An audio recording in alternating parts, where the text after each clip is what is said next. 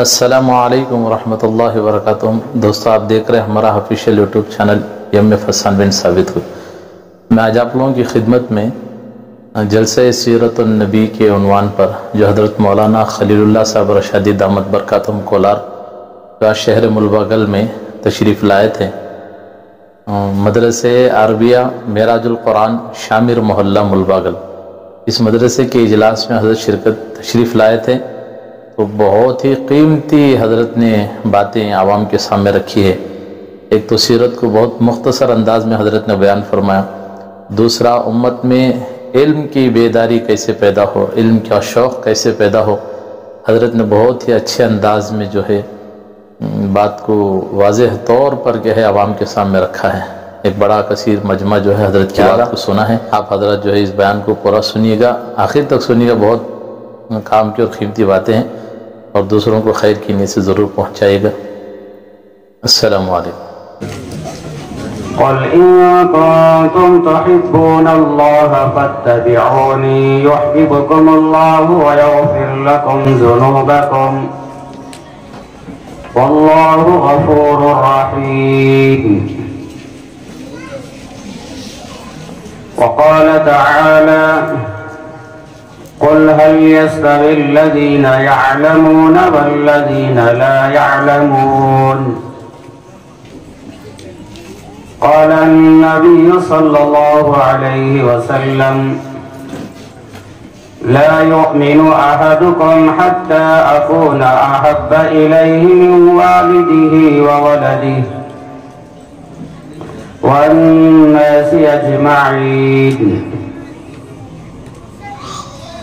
وفي رواية خيركم من تعلم القرآن وعلمه، وفي رواية طلب العلم فريضة على كل مسلم، أو كما قال النبي صلى الله عليه وسلم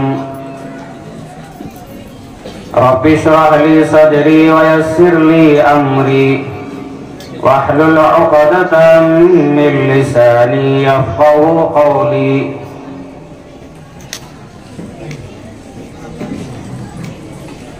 آپ تمام حضرات میرے ساتھ مل کر محبت کے ساتھ ایک مرتبہ درود شریف پڑھیں۔ اللہم صلی علی محمد وعلی آل محمد كما صليت على إبراهيم وعلى آل إبراهيم إنك حميد مجيد۔ اللهم بارك على محمد وعلى آل محمد كما باركت على إبراهيم وعلى آل إبراهيم إنك حميد مجيد۔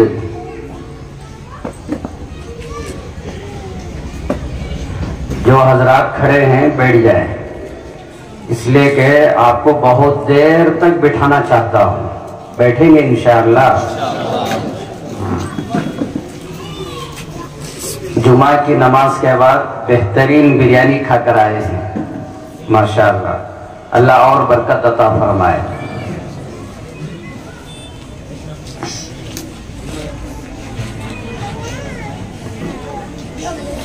آپ اطمینان سے بیٹھیں گے تو انشاءاللہ میں بھی اطمینان کے ساتھ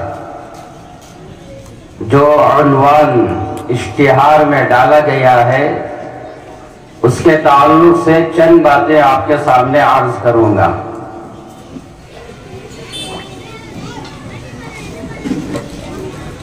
اذان ہوگی اپنی جگہ،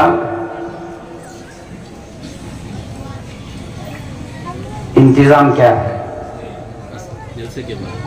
تو اذان مسجدوں میں اپنے وقت پر ہوگی انشاءاللہ، مگر جب جلسہ ختم ہوگا تو ہم اپنی نماز الگ سے ادا کریں گے،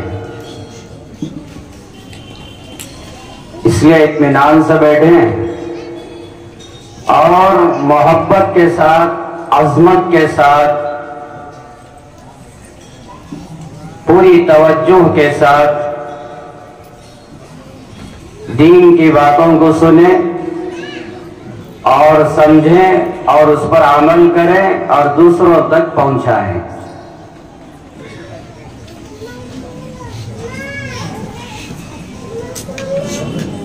اسلام میں ادب بہت بڑی چیز ہے، اسلام میں ادب بہت بڑی نعمت ہے۔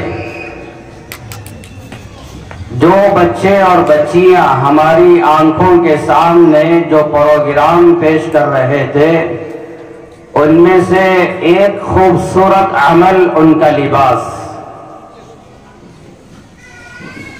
ان کے لباس سے بھی نظر آتا ہے کہ ادب کیا چیز ہے۔ لباس بے ڈھنگا ہو،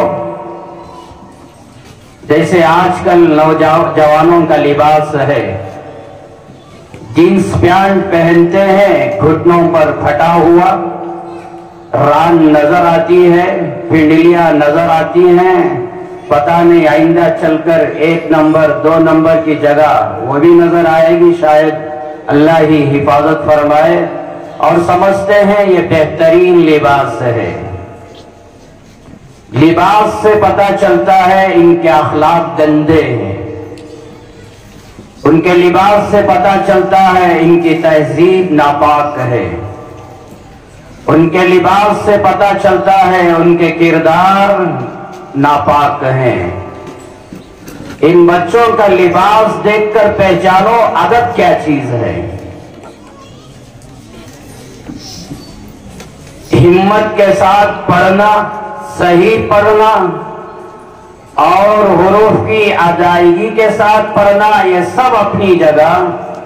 لباس کو دیکھ کر بھی پتہ چلتا ہے کہ بچے اور بچیوں کا ادب کیا ہے۔ تو اسلام میں ادب بہت بڑی نعمت ہے، اور جہاں امام الانبیاء، سید الانبیاء، خاتم الانبیاء محمد رسول اللہ صلی اللہ علیہ وسلم کا تذکرہ ہو اور آپ کی خوبیاں بیان کی جا رہی ہوں، تو ظاہر سی بات ہے بندہ اور بندی ہر ایک ادب کے ساتھ، عظمت کے ساتھ، محبت کے ساتھ سننا چاہیے۔ یہ بھی عبادت ہے اور ایمان کا حصہ ہے۔ قرآن مجید میں ایک سورہ ہے سورۃ الحجرات، اس کی شروع کی آیتوں میں اللہ جل جلالہ اپنے لاڈلے محبوب حضرت محمد رسول اللہ صلی اللہ علیہ وسلم کی مجلس کے آداب بیان کیا ہے۔ ان آداب میں سے ایک ادب اللہ نے بیان فرمایا، یا ایھا الذین آمنوا لا ترفعوا اصواتکم فوق صوت النبی ولا تجهروا له بالقول كجهر بعضكم لبعض ان تحبط اعمالكم وانتم لا تشعرون۔ اے ایمان والو، جب اللہ کے پیغمبر کی مجلس میں آؤ تو اپنی آواز پیغمبر کی آواز پر بلند نہ کرو، جیسے تم آپس میں اپنی محفلوں میں، اپنے دوستوں کی مجلسوں میں زور زور سے چلا چلا کر باتیں کیا کرتے ہو، وہ انداز سے پیغمبر کی خدمت میں آ کر تمہاری آواز پیغمبر کی آواز پر بلند نہیں ہونا چاہیے۔ اگر ایسا ہوگا تو تمہارے اعمال ضائع ہو جائیں گے، برباد ہو جائیں گے، اور اس کا احساس تمہیں نہیں ہوگا، تمہاری نیکیاں برباد ہو جائیں گی۔ اس آیت کی تفسیر میں مفسرین لکھتے ہیں، جب اللہ کے پیغمبر علیہ السلام باحیات تھے، ان کی حیات میں، ان کی زندگی میں جیسا ادب کرنا چاہیے تھا، آپ کی وفات کے بعد بھی جہاں بھی آپ کا تذکرہ ہوتا ہے، آپ کی باتوں کو بیان کیا جاتا ہے، تو وہی ادب کا لحاظ کرنا چاہیے اور عظمت کے ساتھ آپ کی باتوں کو سننا چاہیے۔ ان مجلسوں میں بے ادبی نہیں ہونی چاہیے۔ جب اللہ نے بیان فرمایا اپنی آواز پیغمبر کی آواز پر بلند نہ کرو، تو ایک صحابی تھے ثابت بن قیس رضی اللہ عنہ، فطرتاً ان کی آواز بہت بلند تھی۔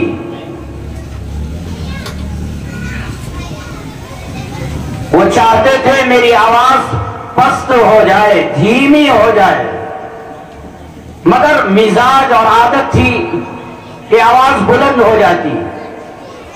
جب یہ آیت نازل ہوئی، ثابت بن قیس رضی اللہ عنہ ڈر کے مارے گھر میں رہ گئے، باہر نکلنا چھوڑ دیا، اللہ کے پیغمبر کی مجلس میں آنا چھوڑ دیا۔ کہیں ایسا نہ ہو میں آپ کی مجلس میں آؤں اور میری آواز بلند ہو جائے اور میرے اعمال برباد ہو جائیں۔ یہ ڈر کے مارے گھر میں رہنے لگے۔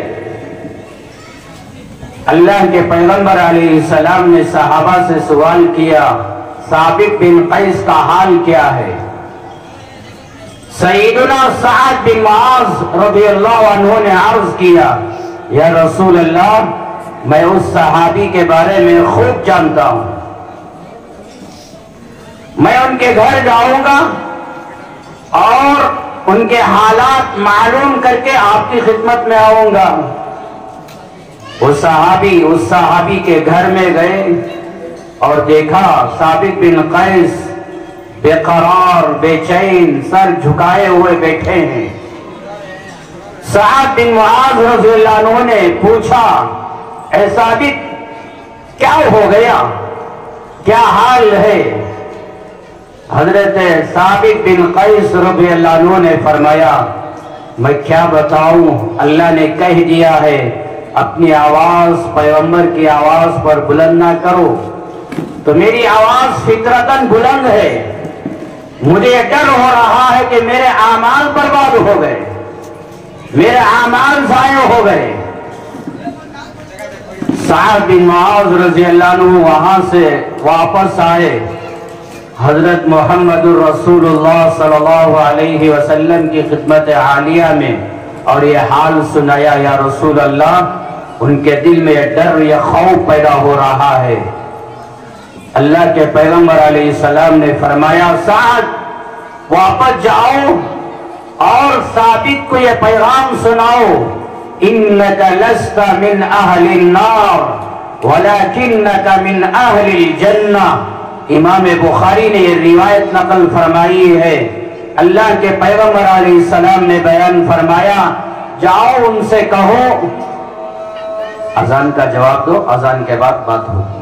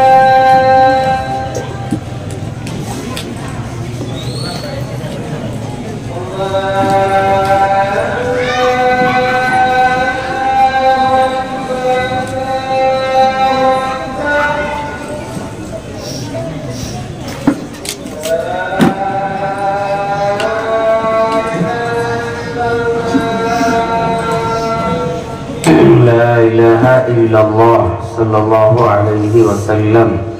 اللهم رب هذه الدعوة التامة والصلاة القائمة آت محمدا الوسيلة والفضيلة وابعثه مقاما محمودا الذي وعدته إنك لا تخلف الميعاد.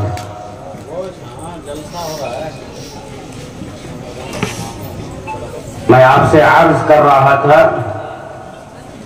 اللہ کے پیغمبر علیہ السلام نے وہ صحابی سے کہا، جاؤ ان سے کہو کہ انک لست من اہل النار ولکنک من اہل الجنہ، آپ جہنمی لوگوں میں سے نہیں ہو بلکہ آپ جنتی لوگوں میں سے ہو.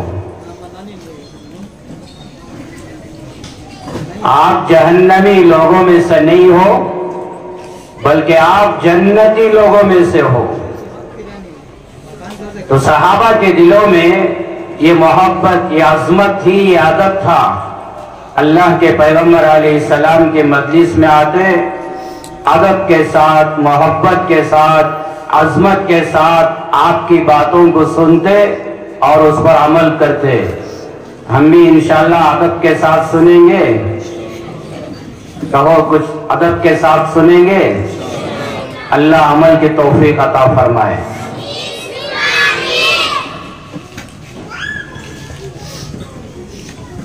بچیوں میں زیادہ جذبہ ہے، ہمارے اندر کمزور ہے، اور ہونا بھی چاہیے، اس لیے کہ یہی مستقبل کے ملک، ملت، انسانیت کے رہنما اور مقتدی اور پیشوا ہیں. اور انہی بچوں اور بچیوں کے ذریعے سے نسلوں کی اصلاح ہونے والی ہے، نسلوں کی تربیت ہونے والی ہے. اور پتہ نہیں انہی بچوں اور بچیوں کے ذریعے سے ہزاروں علماء اور دین کے مبلغین، محدثین، مفسرین پیدا ہونے والے ہیں. سب سے پہلی بات یہ ہے،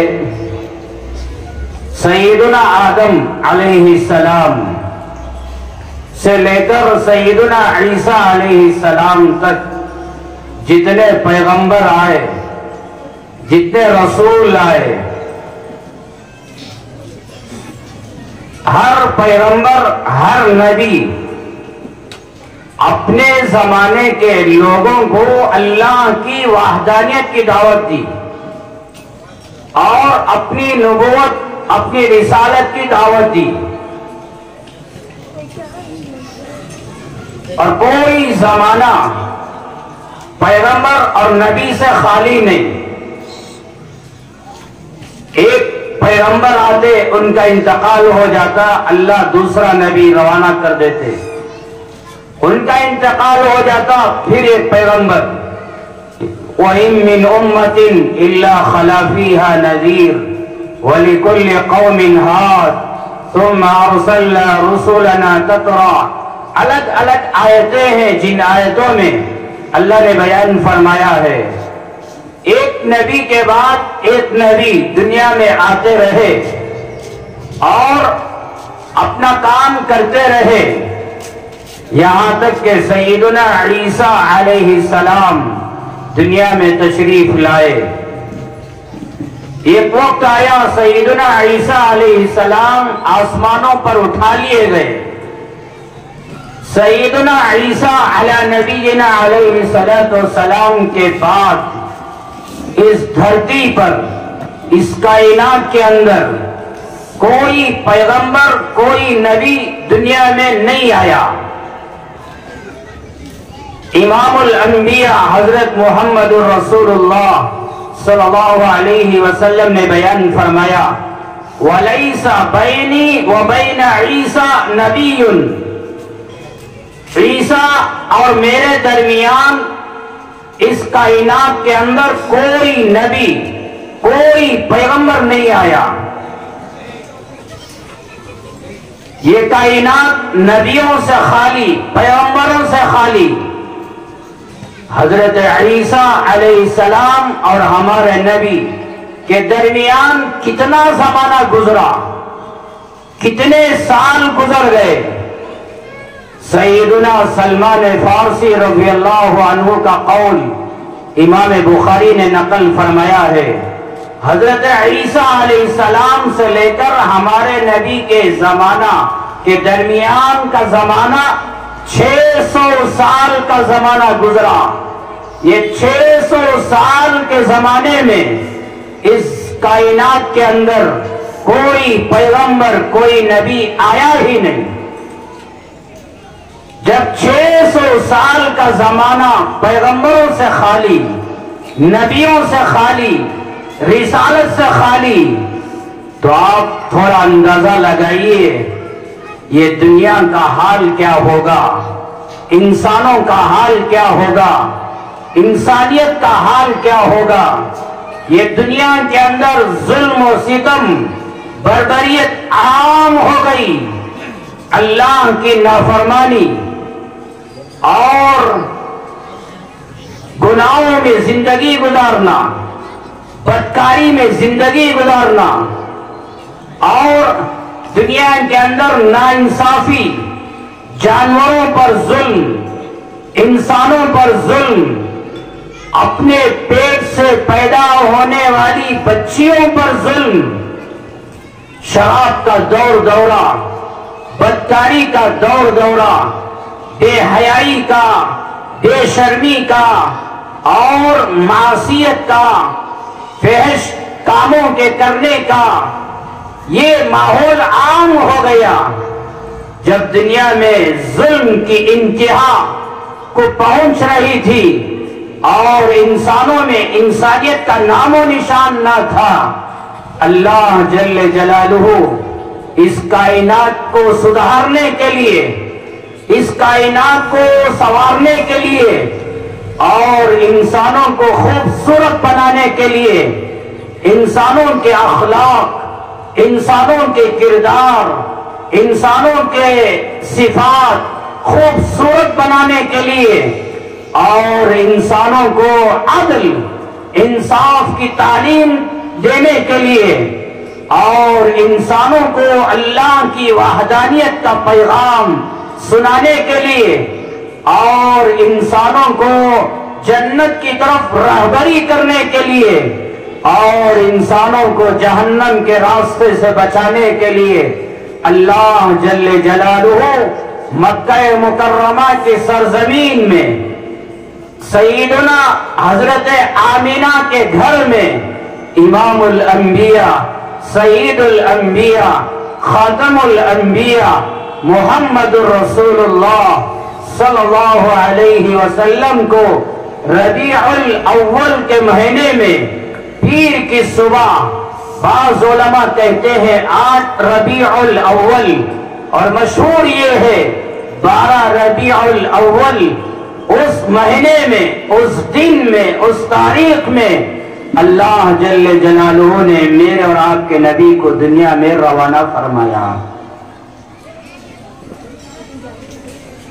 جس وقت آپ آمینہ کے پیٹ سے دنیا میں تشریف لائے، سیدنا عثمان بن ابی وقاص رضی اللہ عنہ بعد میں چل کر ایمان لے کر آئے۔ ان کی ماں فاطمہ بنت عبداللہ کہتی ہیں جب آپ آمینہ کے پیٹ سے دنیا میں تشریف لائے، میں آمینہ کے گھر میں تھی، میں نے اپنی آنکھوں سے دیکھا آمینہ کا پورا گھر نور سے بھر گیا۔ اور وہ فاطمہ بنت عبداللہ کہتی ہیں میں نے اپنی آنکھوں سے دیکھا آسمان کے ستارے آ کر جھکنے لگے، اتنے قریب آ گئے، اتنے قریب آ گئے، میرے دل میں ڈر ہونے لگا کہیں ایسا نہ ہو وہ آسمان کے ستارے ہم پر گر جائیں۔ آمینہ خود فرماتی ہیں جب میرے پیٹ سے محمد پیدا ہوئے میں نے اپنی آنکھوں سے دیکھا میرا پورا گھر نور سے بھر گیا، اور وہ نور کے اجالے میں میں نے ملک شام کے محلات کو دیکھ رہی تھی. سبحان اللہ تو کہو. بھوک لگ رہی ہے کیا؟ کوئی اچھی بات سامنے آئے تو سبحان اللہ الحمدللہ تو کہو، تاکہ مجھے بھی معلوم ہو کہ آپ بیدار ہو کر سن رہے ہیں، ورنہ معلوم ہوگا کہ سو رہے. تو آمینہ فرماتی ہیں میں نے دیکھا وہ نور کے اجالے میں ملک شام کے محلات.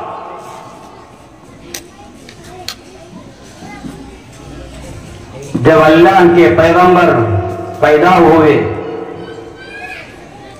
کسرا کے محلات کے 14 جھومر نیچے گر گئے، زمین میں زلزلہ آ گیا.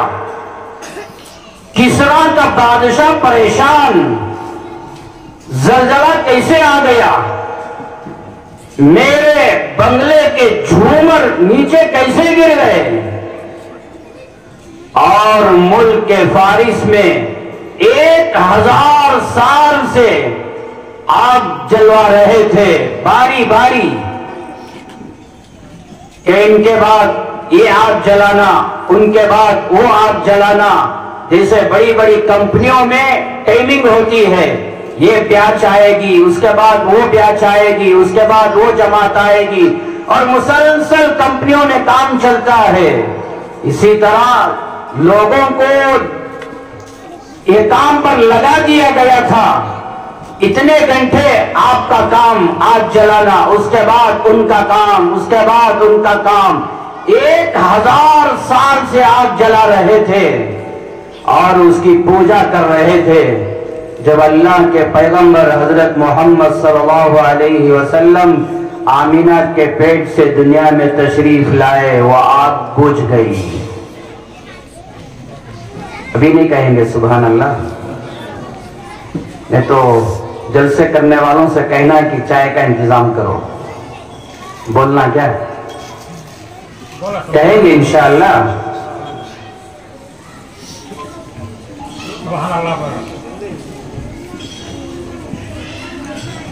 اللہ دنیا کو یہ بتانا چاہتا تھا، یہ دنیا جس کے انتظار میں تھی وہ آ گئے. ان کے آنے کے بعد اب دنیا کے اندر یہ ظلم، یہ بربریت اور یہ شرک، یہ کفر اور یہ جہالت یہ دنیا میں اب نہیں چلے گی. اب یہ کام دنیا میں نہیں ہوں گے. اب دنیا میں ہوگا تو کیا ہوگا؟ یہ محمد صلی اللہ علیہ وسلم کا پیغام، ان کے اخلاق، ان کی سیرت، ان کے صفات، ان کی تعلیم اب دنیا میں پھیلے گی.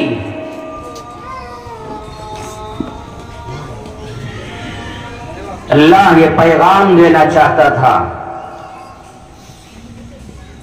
حضرت محمد صلی اللہ علیہ وسلم دنیا میں تشریف لائے.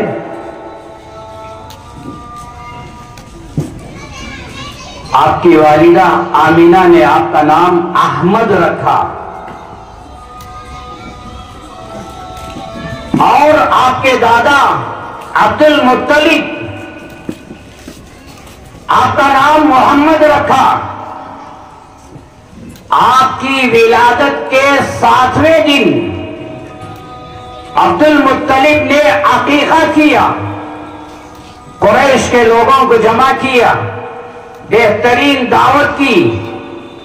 جب لوگ دعوت میں پہنچ گئے، لوگوں نے کہا عبد المطلب آپ اپنے پوتے کا نام کیا رکھا ہے؟ عبد المطلب نے کہا میں نے میرے پوتے کا نام محمد رکھا ہوں. لوگوں نے کہا خواجہ عبد المطلب یہ عجیب نام ہے، آج تک کسی نے اپنے بچے کا نام محمد نہیں رکھا اور ہم نے سنا بھی نہیں. بعض روایتوں میں آیا ہے آپ کے نام سے پہلے دنیا میں کسی نے اپنے بچے کا نام احمد اور محمد نہیں رکھا. ہاں ایک روایت میں یوں آیا ہے، سمجھیے ہمارے نبی کی سیرت سمجھیے. ایک روایت میں یوں آیا ہے، جب اللہ اپنے محبوب اپنے آخری نبی کو دنیا میں روانہ کرنا چاہ رہا تھا تو آپ دنیا میں آنے سے چند سال پہلے تورات، انجیل، زبور کو جاننے والے علماء اپنے لوگوں سے کہا کہ تورات، زبور، انجیل کے اندر یہ بات ملتی ہے کہ آخر زمانے میں ایک آدمی پیدا ہوگا مکے میں جس کا نام محمد ہوگا اور اس کا نام احمد بھی ہوگا۔ تو بعض لوگوں نے اپنے گھر میں جب بچہ پیدا ہوا تو اپنے بچے کا نام احمد بھی رکھا، محمد بھی رکھا۔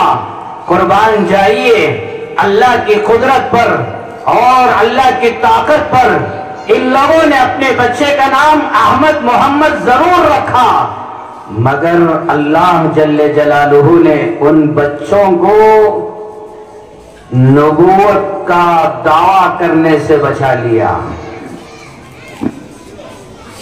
جن بچوں کا نام احمد محمد رکھا وہ بچے آگے چل کر نبوت کا دعویٰ نہیں کیے۔ بہرحال یہ روایت اپنی جگہ۔ لوگوں نے سوال کیا، عبد المطلب آپ عجیب نام رکھے محمد، ہم نے یہ نام سنا ہی نہیں۔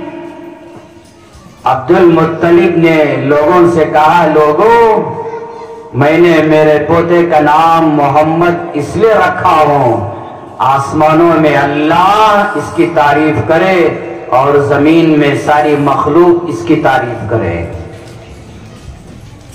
اب بھی نہیں کہیں گے سبحان اللہ؟ ایسا معلوم ہوتا ہے جمعہ میں بریانی نہیں کھایا آپ۔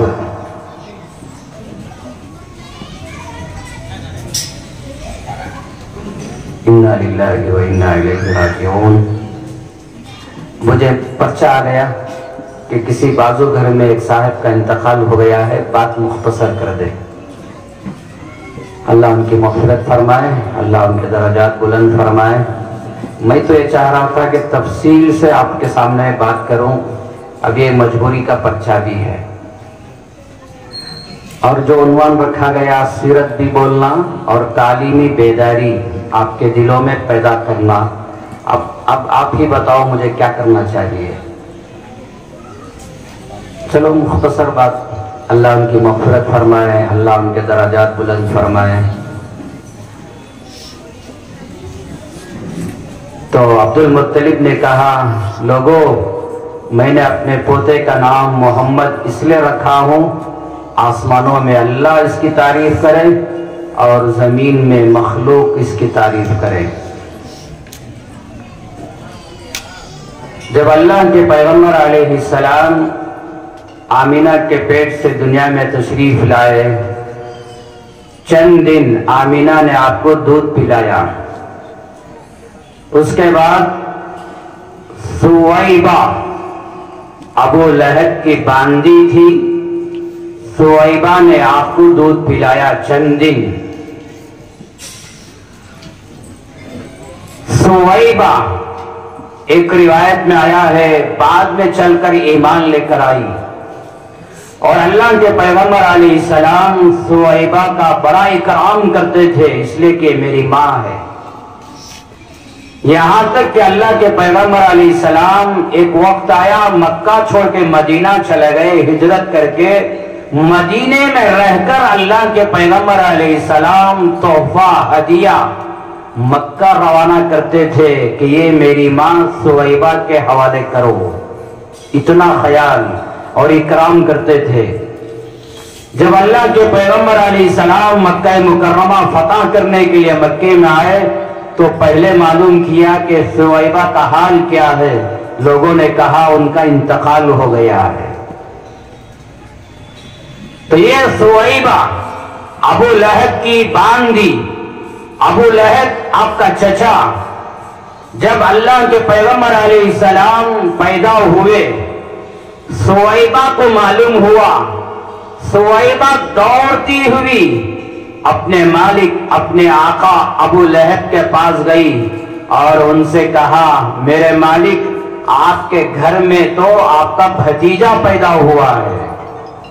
یہ خوشخبری سن کر ابو لہب نے فوراً اسی وقت سویبہ کو آزاد کر دیا، اپنے ہاتھ کی انگلی سے اشارہ کیا، کہا کہ تو آزاد ہے۔ روایت میں آیا ہے ابو لہب کے مرنے کے بعد سیدنا عباس رضی اللہ عنہ نے خواب دیکھا، ابو لہب کو دیکھا اور پوچھا ابو لہب تیرا حال کیا ہے؟ ابو لہب نے کہا میرا حال میں کیا بتاؤں، میں تو جہنم میں پڑا ہوا ہوں، ہاں جس انگلی سے میں نے اشارہ کر کے سویبہ کو آزاد کیا تھا محمد کی ولادت کی خوشی میں، وہ انگلی کے بقدر اللہ مجھے پانی پلا دیتے ہیں، مجھے راحت مل جاتی ہے۔ ایک روایت میں یوں آیا ہے ہر پیر کے دن مجھے کچھ سکون مل جاتا ہے، اس لیے کہ میں نے محمد کی ولادت کی خوشی میں سویبہ کو آزاد کیا تھا۔ ایمان لے کر تو نہیں آیا، مگر آپ کی ولادت پر سویبہ کو آزاد کیا تو یہ سویبہ ابو لہب کی باندھی اللہ کے پیغمبر علیہ السلام کو دودھ پلایا تو آپ کی رضائی ماں بن گئی، اور اس کے بعد مستقل سیدنا حلیمہ سعدیہ رضی اللہ عنہا مکہ مکرمہ میں آئی اور آپ کو لے کر اپنے گاؤں بنو سعد میں گئی، اور وہاں 2 سال تک مکمل آپ کو دودھ پلایا۔ جب 2 سال مکمل ہو گئے حضرت حلیمہ واپس مکہ لے کر آئی آمینہ کے حوالے کرنے کے لیے، مگر دل میں یہ تمنا تھی کچھ اور دن یہ محمد میرے پاس رہے، ان کو دیکھ کر مجھے اطمینان ملتا ہے، مجھے سکون ملتا ہے، میرا دل چاہتا ہے اور چند دن میرے پاس رہے، مگر کیا کریں 2 سال گزر گئے۔ مکہ لے کر آئی، اللہ کی قدرت دیکھیے، مکہ مکرمہ میں بیماری پھیلی ہوئی تھی، آمینہ اپنے بچے کی حفاظت کے لیے حلیمہ کے حوالے کر دیا، جاؤ اور چند دن آپ کے پاس رکھو۔ حضرت حلیمہ اور لے کر آئی، 2 سال رکھی، گویا کہ حضرت حلیمہ 4 سال تک اللہ کے پیغمبر علیہ السلام کو اپنے گاؤں میں رکھا، آپ کی خدمت کی، آپ کی پرورش کی۔ جب 4 سال مکمل ہو گئے واپس مکہ لے کر آئی، آمینہ کے حوالے کر دیا۔ جب اللہ کے پیغمبر علیہ السلام 6 سال کی عمر کو پہنچ رہے تھے، آمینہ نے کہا بیٹا چلو آپ کو آپ کے نانی کے گاؤں لے کر جاتی ہوں مدینہ منورہ۔ مدینہ منورہ لے کر آئی اور وہاں چند دن گزاری، پھر مدینے سے واپس مکے کو آنا چاہ رہی تھی آمینہ، اور ان کے ساتھ ام ایمن اور 6 سال کا بچہ محمد صلی اللہ علیہ وسلم مکے کی طرف آنا چاہ رہے تھے۔ مدینے کے قریب ابوا ایک جگہ ہے، جب وہاں پہنچے تو آمینہ کا انتقال ہو گیا۔ 6 سال کا بچہ ہے، ماں کا انتقال، ابھی آپ دنیا میں آئے ہیں نہیں، عبداللہ کا انتقال، والد کا انتقال، یتیمی کی حالت میں پیدا ہوئے۔ ام ایمن یہ بچے کو لے کر مکہ مکرمہ آئی اور عبد المطلب کے حوالے کی، اور خواجہ عبد المطلب 2 سال تک آپ کی خدمت کیے اور آپ کی پرورش کی، آپ سے اتنی محبت کرتے کہ آپ کو اپنے سے جدا کرنا برداشت نہیں کر سکتے تھے۔ ایک مرتبہ خواجہ عبد المطلب کا ایک جانور گم ہو گیا، اللہ کے پیغمبر حضرت محمد صلی اللہ علیہ وسلم کو روانہ کیا، جاؤ بیٹے میرا جانور گم ہو گیا، تلاش کر کے آؤ۔ آپ تلاش میں نکلے، دیر ہو گئی، عبد المطلب بے قرار بے چین ہو گئے، میرا بیٹا کیوں نہیں آیا، میرا پوتا کیوں نہیں آیا، اتنی بے چینی اتنی بے قراری ہوئی۔ خواجہ عبد المطلب بیت اللہ میں گئے، طواف کر رہے تھے اور طواف کے درمیان اللہ سے دعا کر رہے تھے، اے اللہ میرے بیٹے کو فوراً میرے حوالے کر دے۔ اتنے میں محمد صلی اللہ علیہ وسلم تشریف لائے، آپ کو دیکھ کر سکون مل گیا۔ جب محمد صلی اللہ علیہ وسلم 8 سال کی عمر ہوئی، عبد المطلب دادا کا بھی انتقال ہو گیا۔ اس کے بعد ابو طالب آپ کی پرورش کیے، آپ کی خدمت کی۔ بہرحال یہ زمانہ چلتے رہا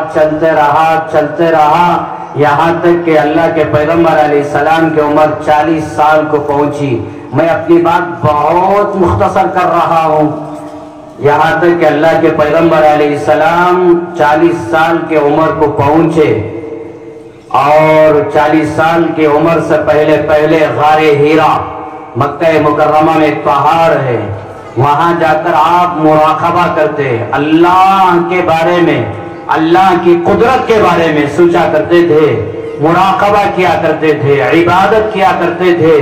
یہاں تک کہ ایک وقت آیا سیدنا جبرائیل علیہ السلام آپ کی خدمت پہ پہنچے، اور بخاری شریف کی پہلی روایتیں ہیں جن روایتوں میں پورا واقعہ تفصیل کے ساتھ بیان کیا گیا ہے کہ جبرائیل آئے اور اپنے سینے سے لگایا اور دبایا اور کہنے لگے محمد پڑھیے۔ آپ نے کہا میں کیا پڑھاؤں، میں تو پڑھا ہوا نہیں ہوں۔ بہرحال قرآن پاک کا سورہ علق کی 5 آیتیں، اقرأ بسم ربک الذی خلق خلق الانسان من علق اقرأ وربک الاکرم الذی علم بالقلم علم الانسان ما لم يعلم، یہ 5 آیتیں نازل ہوئی۔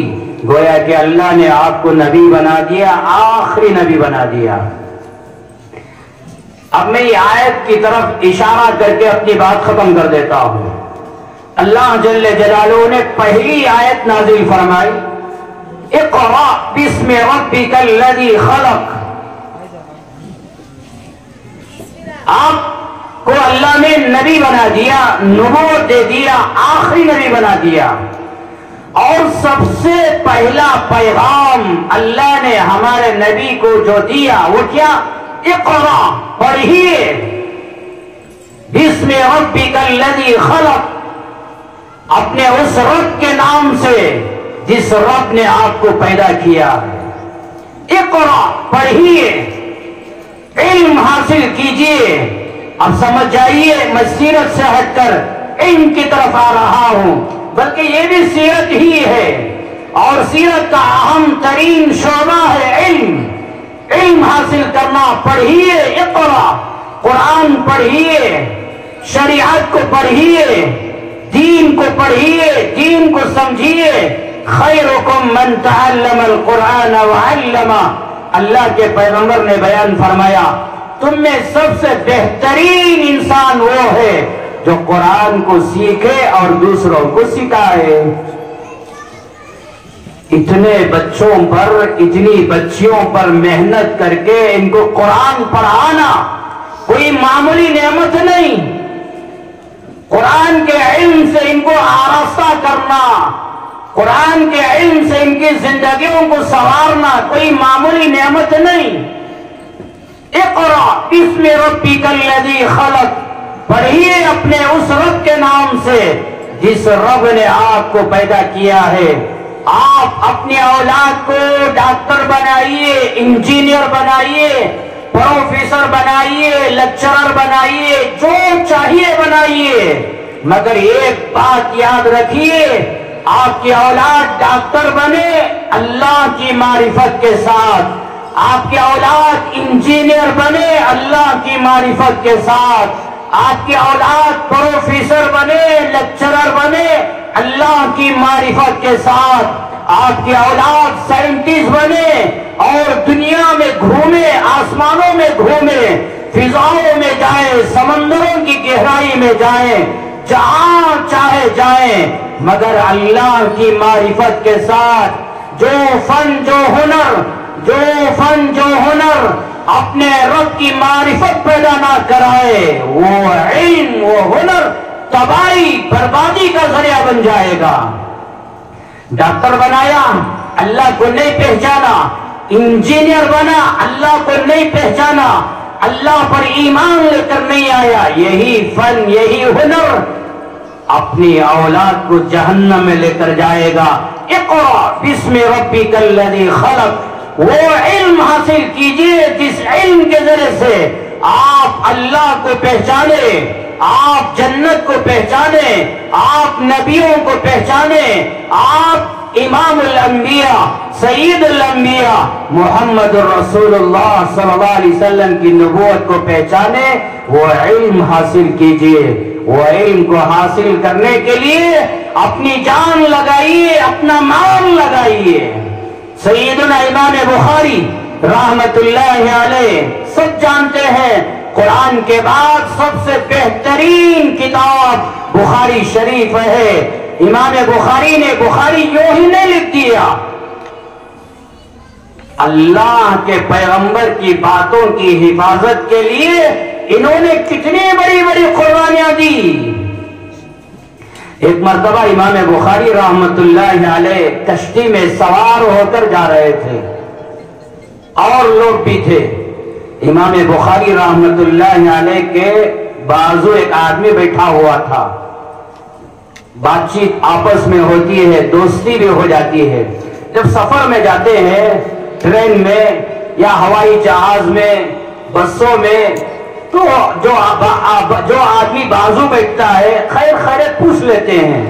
بعض مرتبہ دوستی زیادہ ہو جاتی ہے تو راز کی باتیں بھی بتا دیتے ہیں، جب لمبا سفر ہو تو راز کی باتیں بھی بتا دیتے ہیں۔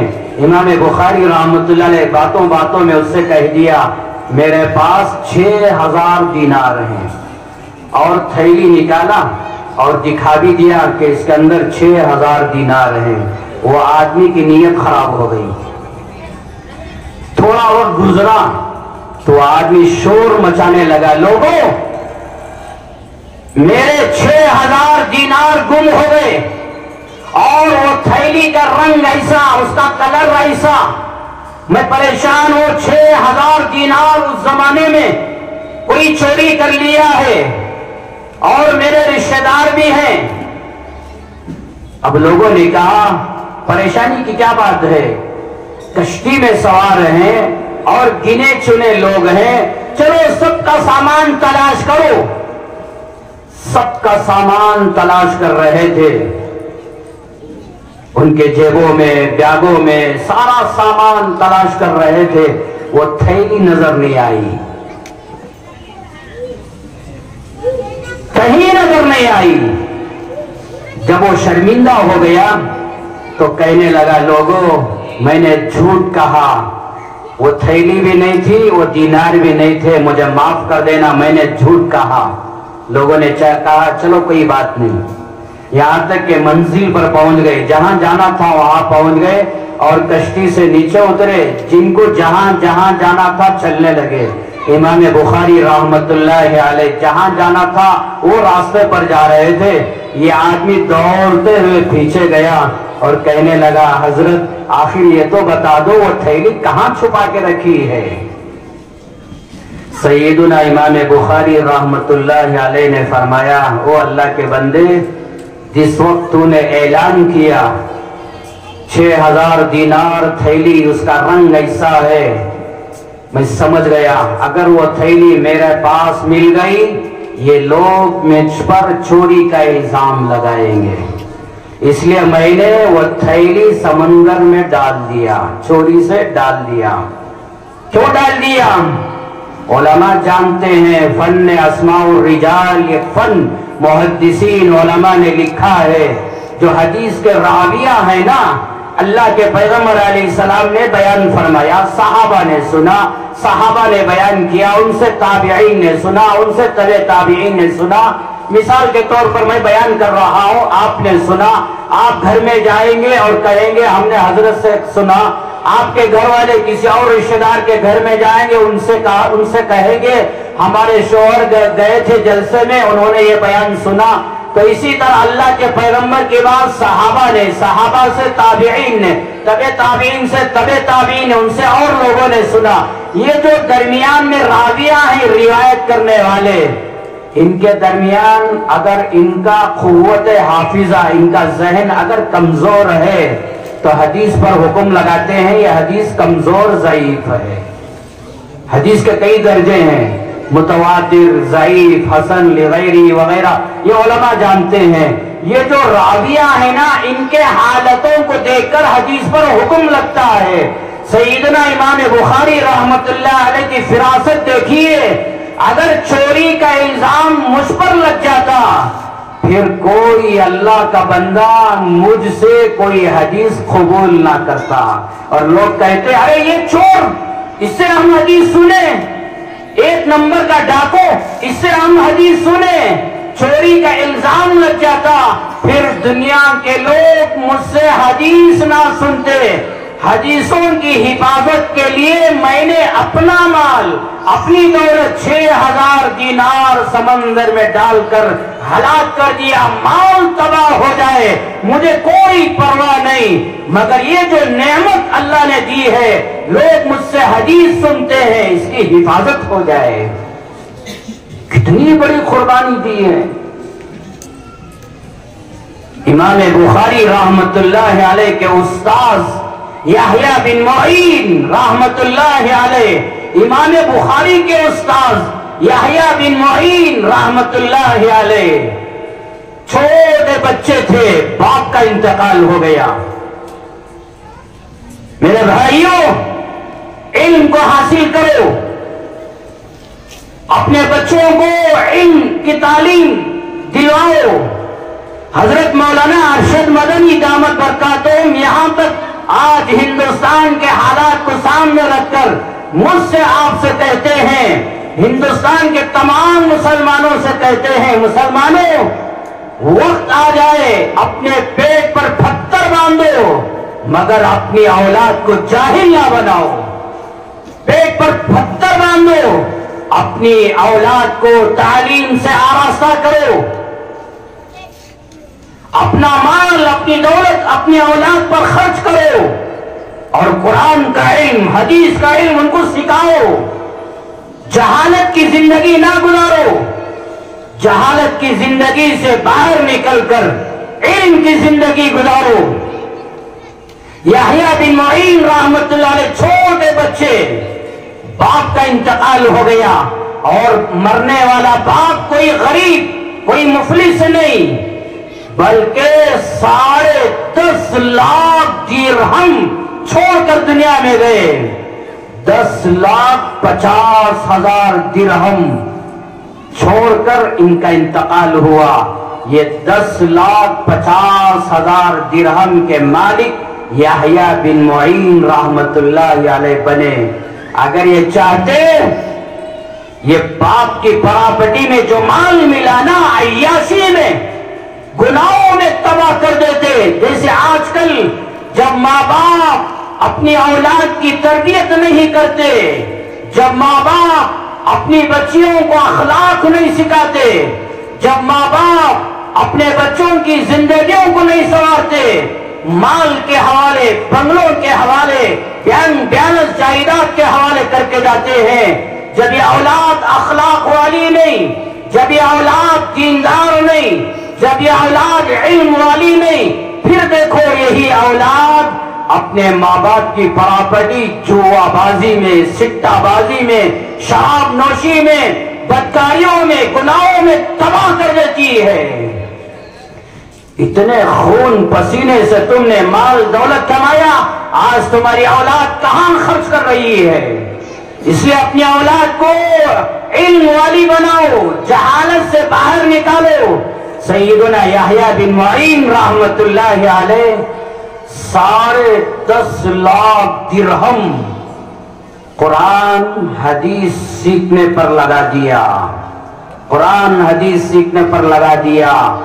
یحییٰ بن معین رحمت اللہ علیہ 10 لاکھ حدیثوں کو اپنے ہاتھ سے لکھا ہے۔ یہ یحییٰ بن معین رحمت اللہ علیہ باپ کی پراپرٹی میں جو مال ملا تھا، پورا مال، پوری دولت حدیث کو حاصل کرنے میں لگا دیا۔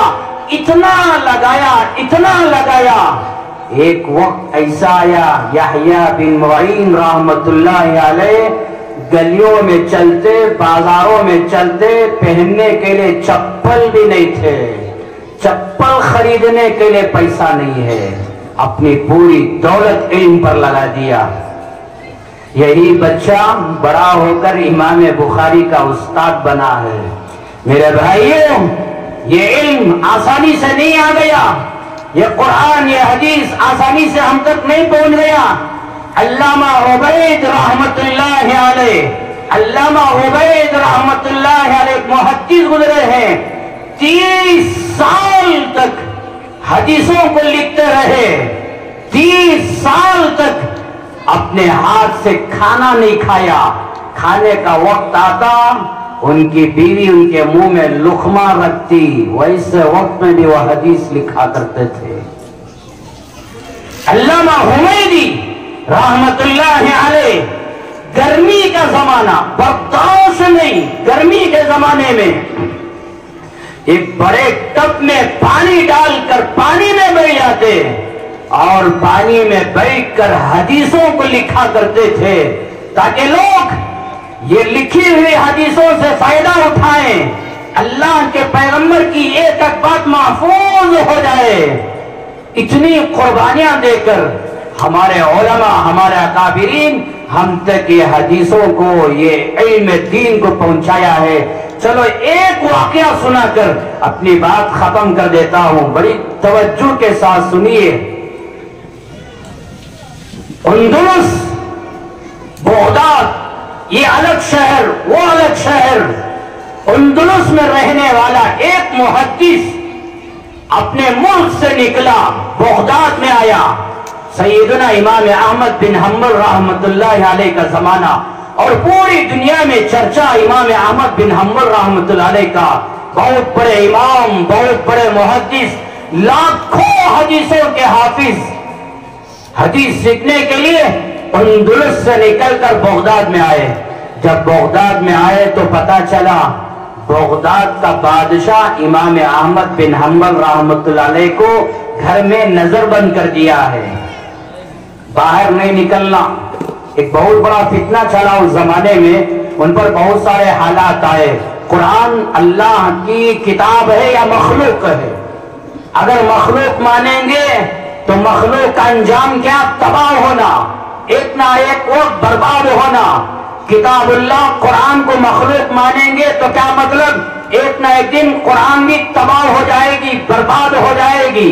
امام احمد بن حنبل رحمت اللہ علیہ کہتے تھے قرآن مخلوق نہیں، قرآن اللہ کی کتاب ہے، اللہ کی زبان سے نکلی ہوئی ہے۔ جیسے اللہ ہمیشہ سے ہے، قرآن بھی ہمیشہ رہے گی۔ حالات آئے، بغداد کا بادشاہ گھر کے اندر بند کر دیا، کوئی ملنا نہیں، بات نہیں کرنا۔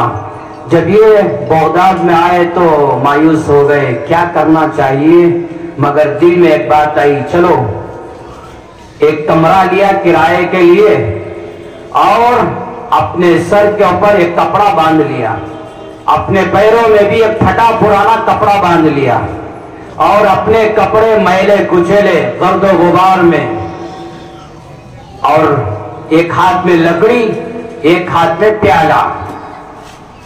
امام وہ آدمی باہر نکل گئے اور گلیوں میں جا رہا ہے، دکانوں کے پاس، گھروں کے پاس جا رہا ہے اور کہہ رہا ہے اجرکم علی اللہ، تمہارا اجر اللہ دیں گے۔ مطلب یہ ہے اللہ کے نام پر کچھ دے دو، میں فقیر آیا ہوں، بھکاری آیا ہوں، کچھ دے دو۔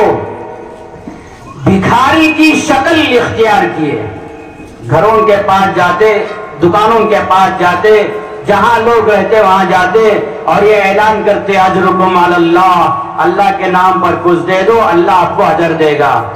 جاتے جاتے جاتے امام احمد بن حنبل رحمت اللہ علیہ کے گھر کے پاس پہنچے، دروازہ بند، اور دروازے کے باہر سے اعلان کیا اجرکم علی اللہ۔ اندر سے امام احمد بن حنبل رحمت اللہ علیہ دروازہ کھولا کچھ پیسہ دینے کے لیے۔ جیسے ہی دروازہ کھولے وہ آدمی کہنے لگا حضرت میں کوئی غریب فقیر نہیں ہوں، یہ بھیس بدل کے اس لیے آیا ہوں تاکہ میں آپ سے حدیث پڑھوں۔ میں آپ سے علم حاصل کروں۔ امام احمد بن حنبل رحمۃ اللہ علیہ نے فرمایا، او اللہ کے بندے، کیا تجھے معلوم نہیں بادشاہ نے مجھے نظر بند کر دیا ہے، میں کسی کو مل نہیں سکتا، بات نہیں کر سکتا۔ وہ آدمی کہنے لگا، حضرت میں روزانہ یہ بھکاری کی شکل میں آپ کے پاس آؤں گا، اور آپ کچھ مال دینے کے لیے دروازہ کھول کر باہر آتے ہیں نا، جتنا وقت لگتا ہے دینے میں میرے لینے میں، آپ کے دینے میں میرے لینے میں، یہ وقت کے درمیان ایک حدیث مجھے سنا دو، میں یاد کر لوں گا۔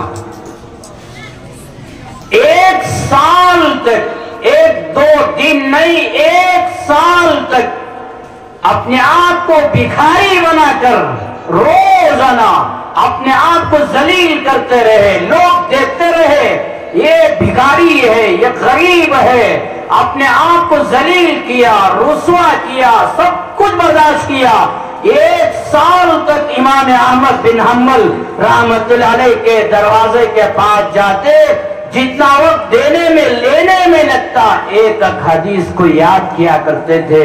میرے بھائیوں، آج کا زمانہ تو ماشاءاللہ مسجدوں کا ماحول ہے، مدرسوں کا ماحول ہے۔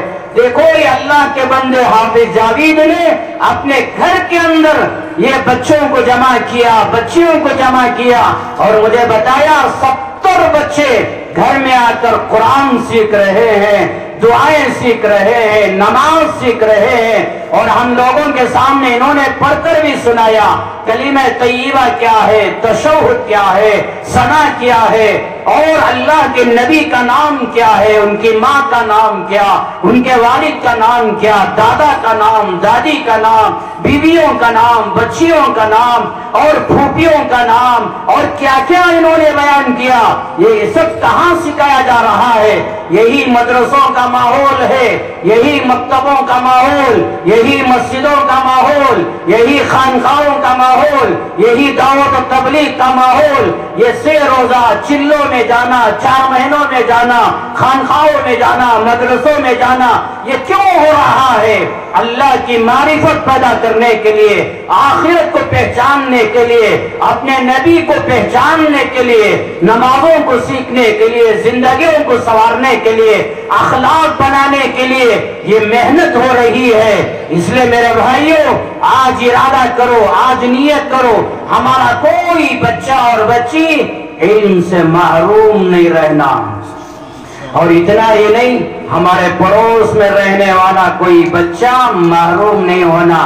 فجر کے بعد یہ مکتب کا وقت ہے، فجر کے بعد یہ ٹیوشن کا وقت ہے، اور 9-10 بجے کے بعد سے لے کر 4-5 بجے تک یہ اسکول کا وقت ہے، عصر کے بعد مکتب کا وقت ہے، مغرب کے بعد مکتب کا وقت ہے، عشاء کے بعد یہ مکتب کا وقت ہے۔ یہ صبح سے لے کر شام تک یا تو مکتب کا وقت یا اسکول کا وقت۔ ایسے وقت میں اگر کوئی بچہ کھیلتے ہوئے نظر آ جائے، ذمہ داروں، مسجد کے ذمہ دار ہیں، محلے کے ذمہ دار ہیں، نوجوان ہیں، اگر فجر کی نماز کے بعد کوئی بچہ کھیلتا ہوا نظر آئے، آپ کی ذمہ داری ہے بچے سے پوچھنا، بیٹا مکتب کو کیوں نہیں گیا؟ اگر 9-10 بجے کے بعد میدانوں میں کھیلتا ہوا کوئی بچہ نظر آئے، وہ بچوں سے پوچھنا، آپ کی ذمہ داری بیٹا یہ اسکول کا وقت ہے، اسکول کو کیوں نہیں گیا؟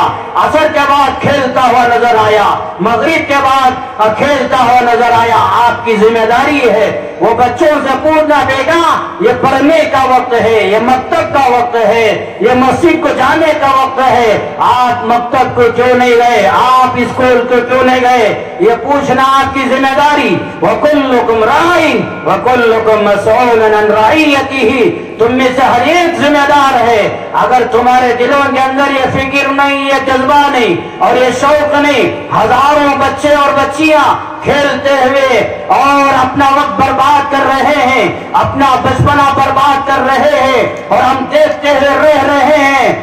ہم کو سمجھنا چاہیے کہ ہم مجرم ہیں، ہم ظالم ہیں، ہماری یہ نسلیں دین سے محروم، علم سے محروم، اسلام سے محروم ہو رہی ہے، اور ہم غفلت میں ہیں۔ اس لیے ہماری ذمہ داری ہے بیداری پیدا کرنا۔ بیداری لائیں گے انشاءاللہ، دلوں میں احساس پیدا کریں گے، بچوں کی بھی فکر کرنا اور اپنی بھی فکر کرنا۔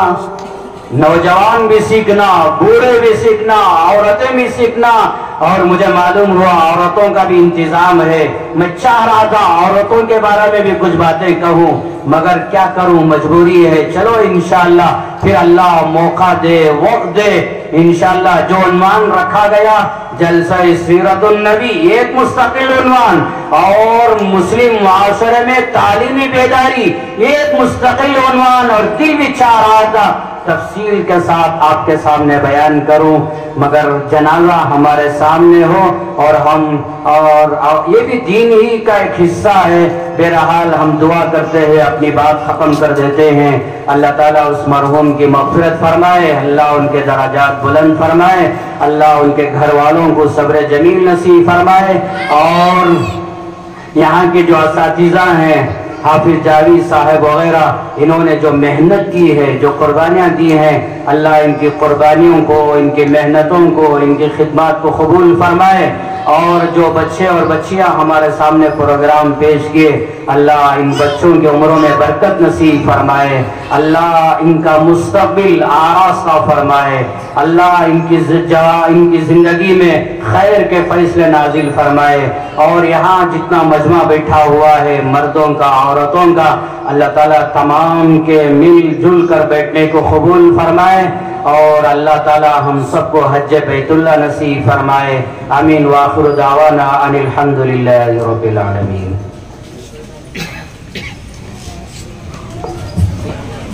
लहू मत नबी का जिस